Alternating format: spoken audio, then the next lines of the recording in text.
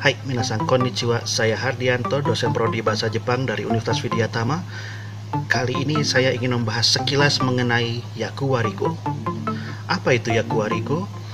Tahun 2001, Profesor Satoshi Kinsui dari Universitas Osaka menciptakan istilah Yakuwarigo ini untuk menggambarkan bahasa Jepang virtual atau bahasa Jepang fiktif atau karangan yang digunakan oleh karakter-karakter fiktif dalam komik, anime, novel, dan lain sebagainya, yang bisa mencerminkan kepribadian, karakteristik, usia, gender, bahkan profesi dari karakter tersebut.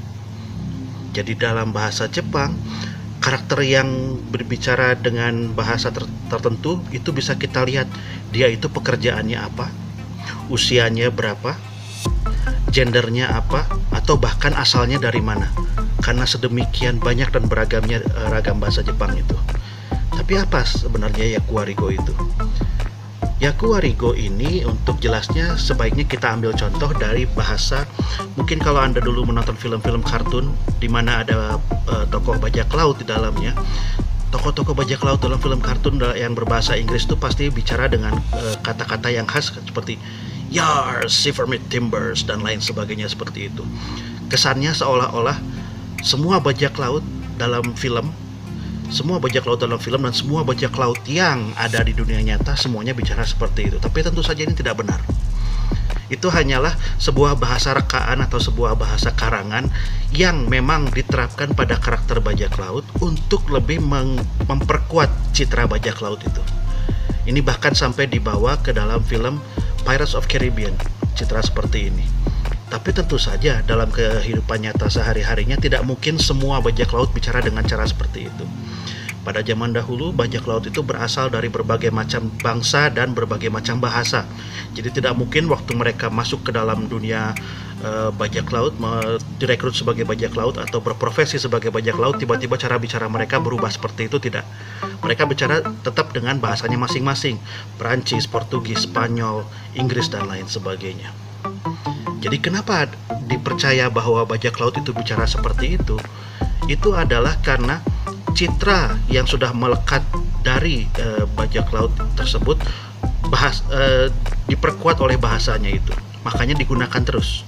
Nah, dalam bahasa Jepang, dalam dunia fiksi Jepang, dalam manga, anime, video game, citra tersebut juga melekat.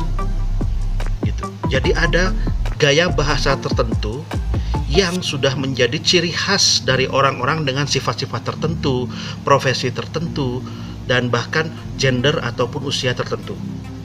Makanya dalam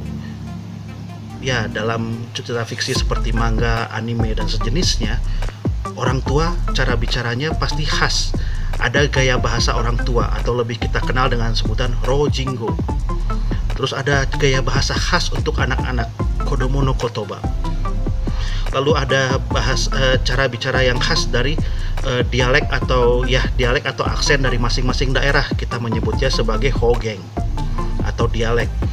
Dan ada juga bahasa Jepang lama yang digunakan lagi di zaman modern ini, yaitu Furui Kotoba yang sudah kadaluarsa, untuk memberi kesan bahwa karakter yang menggunakan atau tokoh fiktif yang menggunakan bahasa tersebut itu memang usianya sudah sangat-sangat tua.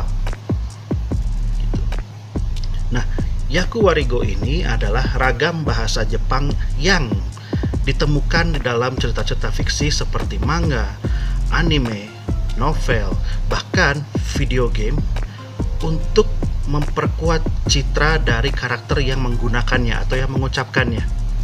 Kalau kita ingin membuat seorang karakter terdengar lebih gagah atau lebih berwibawa, kita akan membuat dia bicara dengan gaya bahasa yang benar-benar identik dengan cara bahasanya orang yang berkuasa. Kalau kita ingin membuat dia terdengar lebih feminim, kita akan membuat karakter tersebut bicara dengan gaya bahasa wanita yang khas gaya bahasa wanita dalam bahasa Jepang. Nah, disinilah peran dari Yakuwarigo tersebut. Dan ada banyak sekali varian dari Yakuwarigo ini ditemukan dalam manga, anime, dan video game, termasuk juga novel. Kebanyakan di Yakuwarigo ini kita bisa temukan dalam kisah-kisah di mana di dalamnya banyak terdapat karakter yang mempunyai kisah hidupnya masing-masing dan semuanya menonjol. Jadi komik-komik atau anime-anime atau video game yang karakternya jumlahnya banyak tapi semuanya mereka punya peran sendiri, mereka semuanya punya kekhasan sendiri, dan mereka semuanya punya latar belakangnya sendiri.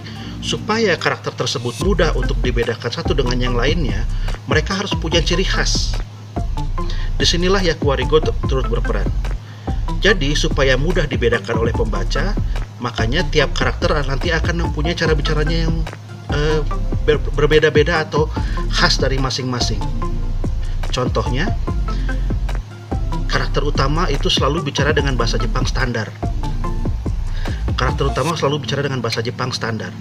Lalu karakter yang periang, karakter yang menggebu-gebu, karakter yang bersemangat, karakter yang pemarah itu kadang-kadang sering digambarkan berbicara dengan dialek Osaka. Sebaliknya, karakter yang feminin, karakter wanita yang feminin, yang anggun, berkelas, yang smart, yang cerdas, itu digambarkan menggunakan bicaranya itu menggunakan dialek Kyoto. Terus karakter-karakter yang fiktif seperti misalnya dwarf, kurcaci, elf dan lain sebagainya, mereka punya karakteristik yang khas sendiri. Dan walaupun mereka bukan orang Jepang, mereka akan digambarkan bicara dalam bahasa Jepang yang khas dengan karakter tersebut. Disinilah Yakuarigo sangat-sangat berperan. Kita akan ambil contoh untuk karakter orang tua. Untuk semua karakter yang berusia sudah lanjut usia, dalam arti di atas 50 tahun, di komik-komik itu sering bicara dengan menggunakan akhiran ja untuk menggantikan des. Misalnya sonanja, maksudnya mau bicara sonandes tapi diganti dengan sonanja. Washi wa sonna koto shitte orunja, itu artinya saya tahu soal itu. Nah, apakah dalam kehidupan nyata sehari-hari semua orang yang sudah berusia tua pasti bicara seperti itu? Tidak. Tapi itu adalah citra yang ditanamkan melalui ragam bahasa Yakuarigo ini dalam cerita-cerita fiksi. Kita masih bisa menggali banyak sekali Yakuarigo ini, dan yang lebih menarik lagi dari Yakuarigo ini tidak hanya ditemukan, stereotip seperti ini tidak hanya ditemukan dalam manga, anime ataupun novel. Dalam film-film Indonesia, cerita-cerita Indonesia maupun cerita-cerita dari berbagai macam negara dengan berbagai macam bahasa, jenis-jenis bahasa fiktif seperti ini pasti ditemukan juga. Itulah kenapa penelitian mengenai Yakuarigo ini bisa sangat mendalam dan sangat beragam. Untuk bisa tahu lebih jelasnya lagi, kita akan bicarakan di video berikutnya, atau bergabunglah dengan kami di Universitas Widyatama. Kami tunggu di Prodi Bahasa Jepang Universitas Widyatama. Salam.